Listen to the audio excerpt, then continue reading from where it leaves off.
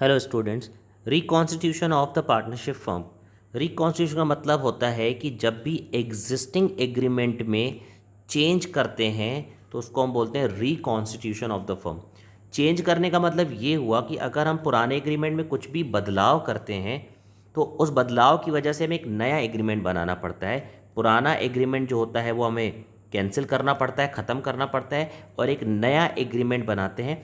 But इस process में firm continuously चलती रहती है, फर्म बंद नहीं होगी। जैसे ये देखिए यहाँ पर पार्टनरशिप एग्रीमेंट है, ए बी सी तीन पार्टनर्स हैं, इनका रेशो था 5:3 और इनके बीच ये एग्रीमेंट 1 अप्रैल को बनाया गया था और इन्होंने सिग्नेचर किए थे। अब सडनली 4 साल के बाद उन्होंने डिसाइड किया कि अब जो उनको क्या करना है कि रेशो चेंज करना है। तो जैसा कि मैंने बोला any change in existing agreement, अभी क्या चेंज करना चाहते हैं? प्रॉफिट शेयरिंग रेशो चेंज करना चाहते हैं। तो प्रॉफिट शेयरिंग रेशो अगर चेंज करेंगे तो उन्हें क्या करना पड़ेगा? ओल्ड एग्रीमेंट को कैंसिल करना पड़ेगा और एक नया एग्रीमेंट बनाना पड़ेगा। तो पुराना एग्रीमेंट कैंसिल करके नया एग्रीमेंट बनाने को ही हम बोलते हैं reconstitution of the partnership firm. तो ऐसा कब कब होता है कि पुराना एग्रीमेंट हम कैंसिल करते हैं और एक नया एग्रीमेंट बनाते हैं?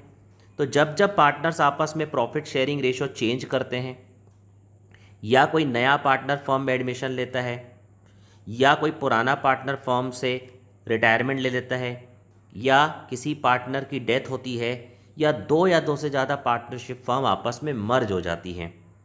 तो जैसा कि मैंने आपको बोला कि प्रॉफिट शेयरिंग रेशो चेंज करेंगे तो पुराना एग्रीमेंट कैंसिल कर देंगे, अब एक नया एग्रीमेंट बनाएंगे। ये देखिए उन्होंने डिसाइड किया कि 1 अप्रैल 2014 को, ये देखिए पुराना एग्रीमेंट कब बना था? 1 अप्रैल 2010 को। 1 अप्रैल 2014 से उन्होंने डिसाइड किया कि नया रेशो में प्रॉफिट और लॉस शेयर करेंगे और नया रेशो होगा 4:3। तो पुराना एग्रीमेंट कैंसिल और एक न्यू एग्रीमेंट बना दिया। देखिए न्यू एग्रीमेंट में डेट आ गई 1 अप्रैल 2014 और न्यू एग्रीमेंट में इन्होंने क्या लिखा है? प्रॉफिट शेयरिंग रेशो 4:3 और उन्होंने कर दिया सिग्नेचर। सबसे इंपॉर्टेंट चीज़ ये है कि रेशियो चेंज होने के बाद या किसी भी चेंज होने के बाद पार्टनर्स की सिग्नेचर होनी चाहिए। जैसा कि मैंने बोला कि और भी रीज़न हो सकते हैं पुराने एग्रीमेंट को कैंसिल करके नए बनाने के। अगर मान लीजिए कोई नया पार्टनर आता है, एक और एग्जांपल देखिए। जैसे यहाँ पर ABC पार्टनर्स हैं, इनका रेशो 5:3 है और इन्होंने इस तरह से 1 अप्रैल को एग्रीमेंट बनाया था जिसके अंदर 5:3 रेशो था। अब इन्होंने डिसाइड किया 4 साल के बाद कि एक नया पार्टनर D को एडमिट करेंगे। तो नए पार्टनर डी को अगर एडमिट करेंगे तो क्या होगा? पुराना एग्रीमेंट कैंसिल करना पड़ेगा और एक नया एग्रीमेंट बनाना पड़ेगा। और नया एग्रीमेंट बनाना ही क्या होता है? रिकॉन्स्टिट्यूशन। अब देखिए नया एग्रीमेंट कब बनाया इन्होंने? 1 अप्रैल 2014 को। इस नए एग्रीमेंट में A B C और D पार्टनर्स हैं। तो पहले का जो एग्रीमेंट था जिसमें 3 पार्टनर्स थे, तो 3 पार्टनर्स के हिसाब से रूल्स और रेगुलेशन बने हुए थे। लेकिन जब एक नया पार्टनर आएगा तो प्रॉफिट शेयरिंग रेशो चेंज होगा, पार्टनर्स के राइट्स और ड्यूटीज़ चेंज होंगी, नए रूल्स और रेगुलेशन अप्लाई करने पड़ेंगे।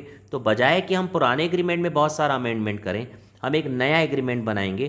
तो पुराना एग्रीमेंट हमें करना पड़ेगा कैंसिल और एक नया एग्रीमेंट बनाएंगे और उस नए एग्रीमेंट में सभी पार्टनर के सिग्नेचर होंगे और इसी को हम बोलते हैं रिकॉन्स्टिट्यूशन। ऐसा भी हो सकता है कि कोई पार्टनर फर्म से रिटायरमेंट ले ले। जैसे 3 पार्टनर्स हैं, ये 3 के हिसाब से एग्रीमेंट बना था। ये बना था 1 अप्रैल 2010 को, ABC ने बनाया था। 5:3 रेशो था, तीनों के सिग्नेचर थे।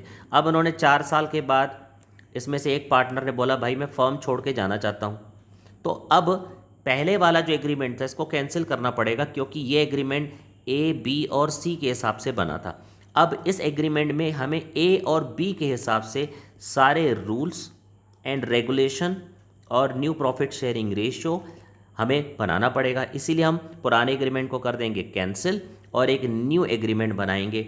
और पुराने एग्रीमेंट से न्यू एग्रीमेंट बनाना ही क्या होता है? रिकॉन्स्टिट्यूशन। ऐसा भी हो सकता है कि किसी पार्टनर की डेथ हो जाए।